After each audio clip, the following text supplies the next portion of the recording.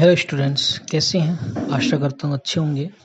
पिछले लेक्चर में हमने क्षितिज भाग 1 के पाठ 1 दो बैलों की कथा, जिसके लेखक प्रेमचंद हैं, उनके प्रश्नोत्तर प्रश्न संख्या 8 तक हमने चर्चा की। अब हम आगे के प्रश्नोत्तरों पर चर्चा करेंगे।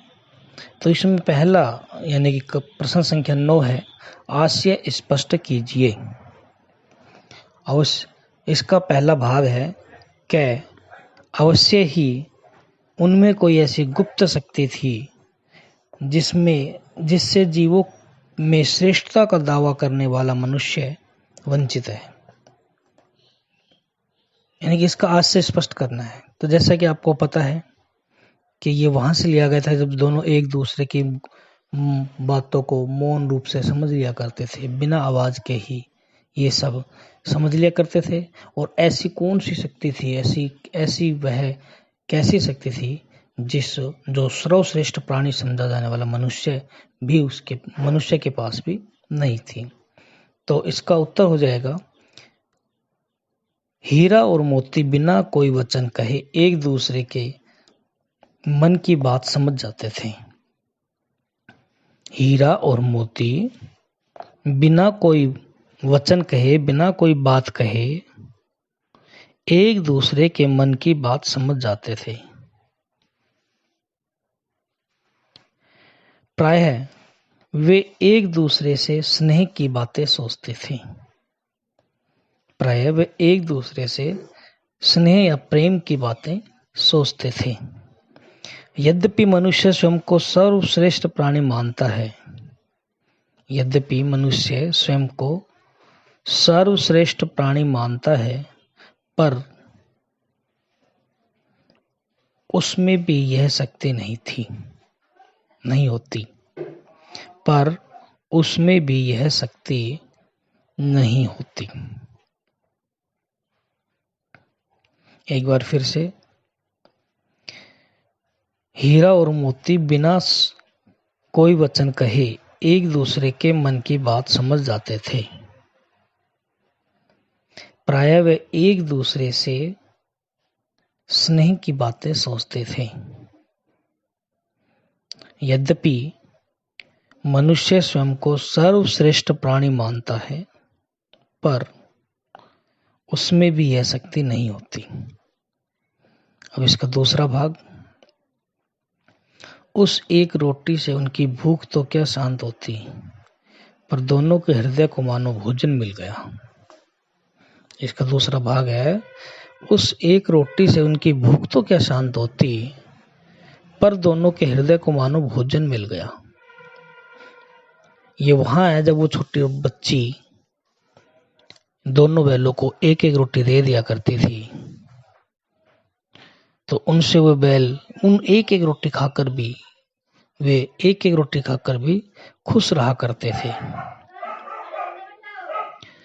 तो इसका सही उत्तर क्या होगा? हीरा और मोती गया के घर बंधे हुए थे। गया उनके साथ बुरा व्यवहार करता था। हीरा और मोती गया के घर बंधे हुए थे। गया उनके साथ बुरा व्यवहार करता था। परंतु तभी एक छोटी लड़की ने आकर उन्हें एक एक रोटी खिला दी।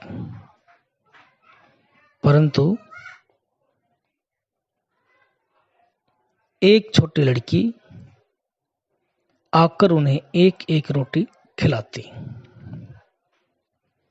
उस रोटी से उनका पेट तो नहीं भरता था, परंतु उसे खाकर उनका हृदय जरूर तृप्त हो जाता था। उस एक रोटी से उनका पेट तो नहीं भरता था, परंतु उसे खाकर उनका हृदय तृप्त, संतुष्ट हो जाता था। उन्होंने बालिका के प्रेम का अनुभव कर लिया और वे प्रसन्न हो उठे।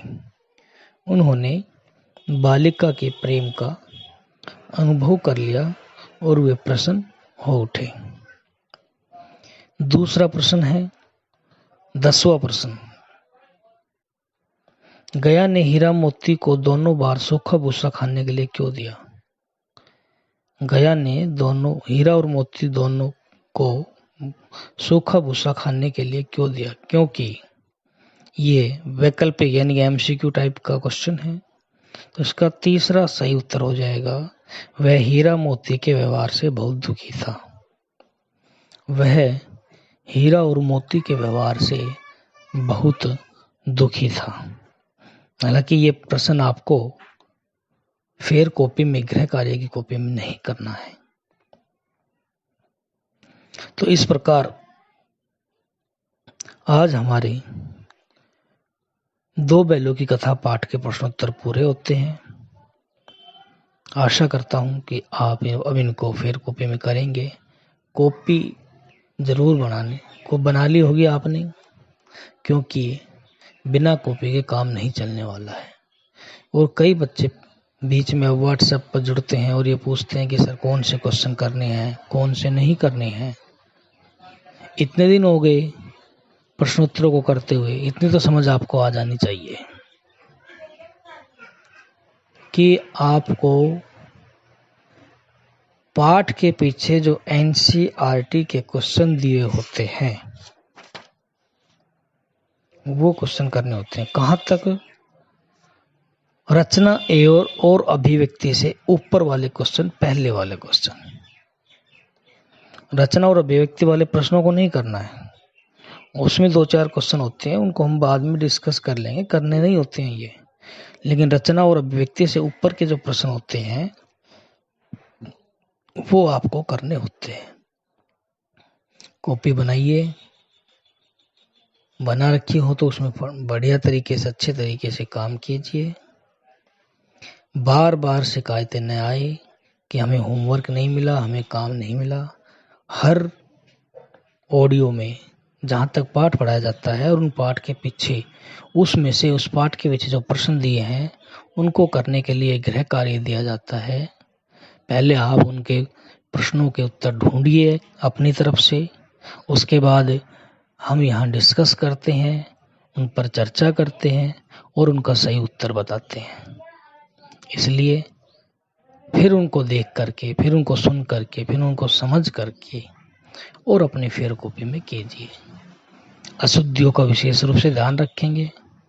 अगर कोई शब्द में संदेह है, डाउट है, स्पेलिंग मिस्टेक होने का डर है, तो कृपया अपनी पुस्तक की सहायता लीजिए और आलस्य ना करें। अरे यार ऐसे लिखा जाएगा, ये तो ऐसे ही होगा, हो सकता है शायद ऐसे लिखा, नहीं, आलस्य ना करें।